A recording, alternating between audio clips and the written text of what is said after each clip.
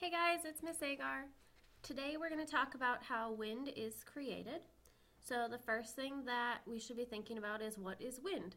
And you probably all know that wind is just the movement of air. We want to talk about how that wind is actually created. So the first thing that you should write down is unequal heating. So air is going to move when our earth is heated unequally. The second thing that you want to write down is that wind is also created due to differences in air pressure. Differences in air pressure. That unequal heating helps to cause and create differences in air pressure. Make sure you have those two things written down. We want to remember how wind is created. Here's our first example. On a map, you often will see areas of high pressure and low pressure. High pressure is going to correlate with clear, sunny skies. That is because there's less air and less moisture, less water vapor up high in the air, aloft. And if there's less air and moisture and water vapor, there are also going to be less clouds. However, if you look on the right-hand side at our area of low pressure, there's less pressure on the surface and more air and moisture aloft, which can help create clouds and precipitation. Here we have two scenarios. On the left, you see scenario A, and there is some sand and some water in this image. You see an area of low pressure over the sand. That L stands for low pressure. And the sun is shining and heating up that air over the sand as the sand gets warm.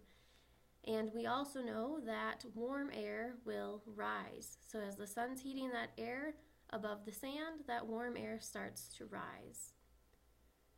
What happens then is the cooler air over the water, where that H, that area of high pressure is, that cooler air is going to come and take the place of the warm air that has just risen over the sand. And that is what we call a sea breeze. If you have ever been to the beach, you have probably felt this cooler air moving onto the beach, coming off of the water.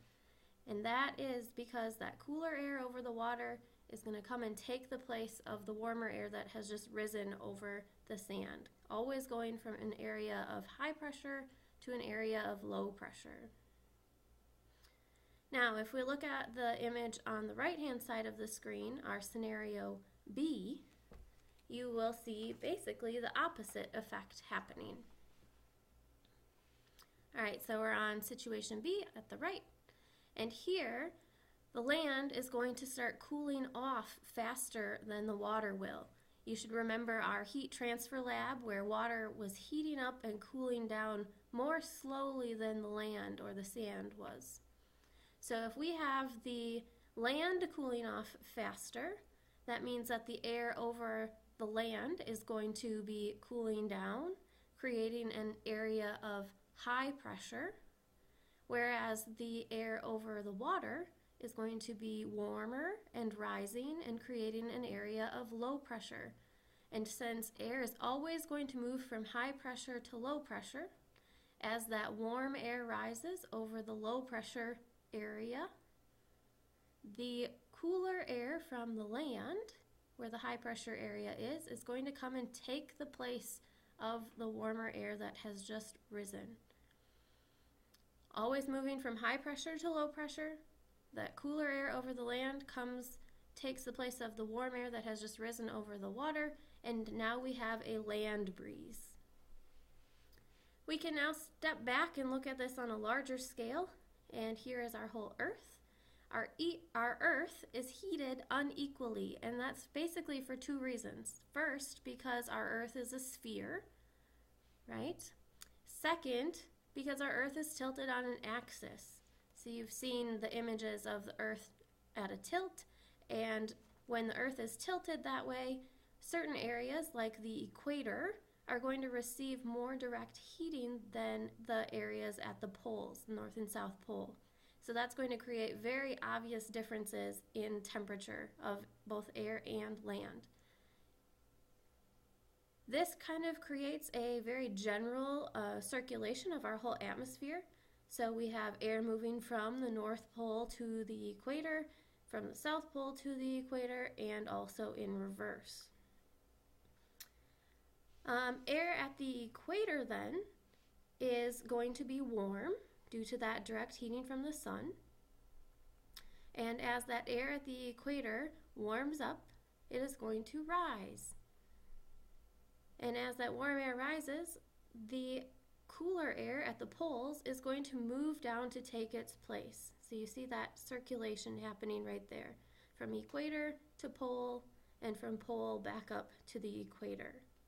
And this again is caused because of that difference in pressure and the difference in heating.